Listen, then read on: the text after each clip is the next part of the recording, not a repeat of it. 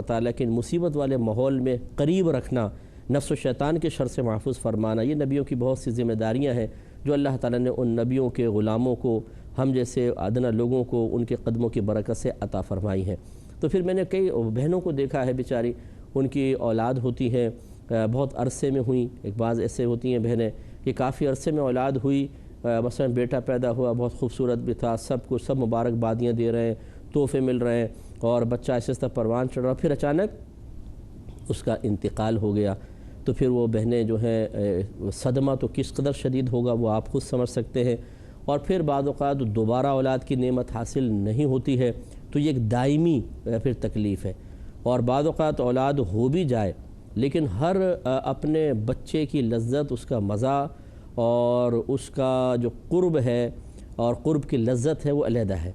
اگر کسی کے 4 بچے ہیں وہ ہر ایک کو پیار کرے تو ہر بچے کی اپنی ایک لذت اور ایک مزہ ہوتا ہے۔ ایک بچے کو پیار کریں تو اس میں اپنی ہے کہ محبت کا احساس، دوسرے کو پیار کریں تو الگ۔ ایک بچے کو پیار کر لیں، ایسا نہیں ہوگا کہ آپ باقی 3 کی بھی آپ کہیں کہ اب تشنگی مٹ گئی، بس ایک کو کرنا کافی نہیں، دل چاہے گا دوسرے کو بھی، تیسرے کو بھی، چوتھے کو بھی۔ ہر بچے کی اپنی خوشبو ہوتی ہے۔ میرے آقا صلی اللہ علیہ وسلم اسی لیے امام حسن و حسین رضی اللہ تعالی عنہما کو سونگھا کرتے تھے، بچوں کے جسم سے، ان کے بالوں سے ایک عجیب الگ اپنی اپنی خوشبو ہوتی ہے، اور جب ان کو قریب کیا جاتا ہے تو ہر ایک سے ایک الگ ہی لذت اور مزہ حاصل ہوتا ہے۔ گویا کہ ایک بچہ دوسرے کی جگہ نہیں لے سکتا۔ اگر ایک بچہ رخصت ہو گیا ہے، دوسرا بچہ پیدا ہو بھی گیا بالفرض بعد میں، تو اس کی جگہ تو وہ نہیں لے سکے گا۔ تو اگر کوئی میری بہن سن رہی ہے تو میں ان کے غم کو تازہ نہیں کر رہا ہوں، میں ان کے غم کو ہرا نہیں کر رہا ہوں، بلکہ میں سمجھانے کی کوشش کر رہا ہوں ان لوگوں کو کہ جو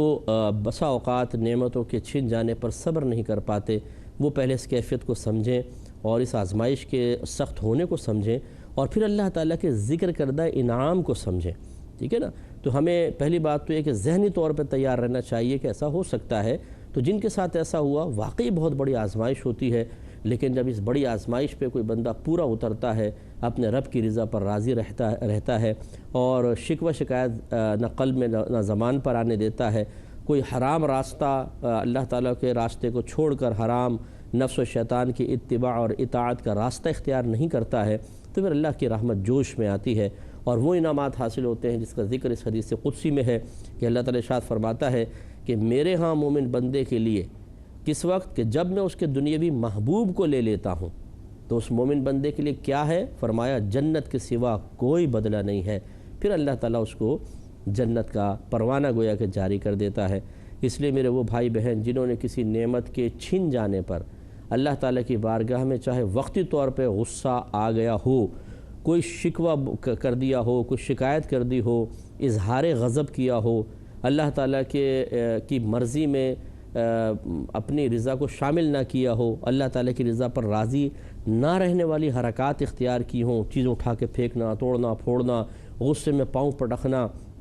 لوگوں سے لڑنا جھگڑنا، یہ تمام علامات ہیں کہ ہم اللہ تعالیٰ کی رضا پر راضی نہیں ہیں، ہم اپنے رب کے فیصلوں کو اپنے حق میں غلط سمجھ رہے ہیں، ہم ان کو ناپسند کر رہے ہیں، ہم ان کو نظر انداز کرنا چاہتے ہیں، یہ سب غلط چیزیں ہوتی ہیں۔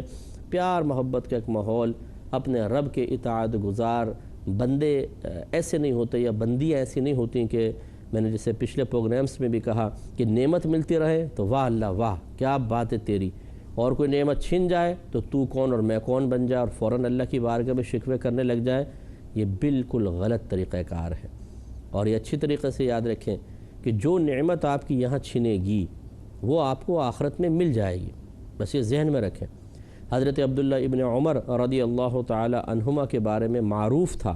کہ جو چیز آپ کو پسند آ جاتی تھی آپ اسے اللہ تعالیٰ کی راہ میں خیرات کر دیا کرتے تھے۔ کسی نے پوچھا کہ حضور جو چیز محبوب ہوتی ہے انسان اسے تو اپنے پاس رکھنا چاہتا ہے، اور آپ کی عجیب عادت ہے کہ جو چیز آپ کو پسند آتی ہے آپ کا دل اس کی طرف مائل ہوتا ہے، آپ اس کو خیرات کر دیتے ہیں، اس کی کیا وجہ ہے؟ آپ نے ارشاد فرمایا کہ مجھے وہ چیز محبوب ہے، میں اسے قریب رکھنا چاہتا ہوں تبھی تو خیرات کرتا ہوں،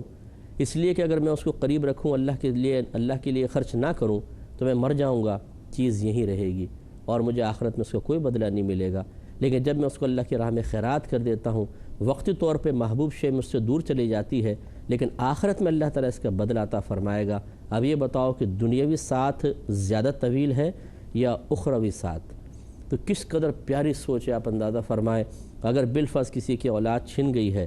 میں پھر اعادہ کرتا ہوں اپنے اسی جملے کا جو میں نے پہلے ایک دفعہ کہا تھا کہ ہم اس ماں کے درد کو شاید سمجھ تو سکتے ہیں، لیکن اتنی گہرائی سے نہیں سمجھ سکتے جتنی اس کو اذیت ہو رہی ہے۔ جس باپ کی اولاد چھینی ہے، اس باپ کو جو تکلیف ہو رہی ہے، اس کی حقیقت تک اور اس کی صحیح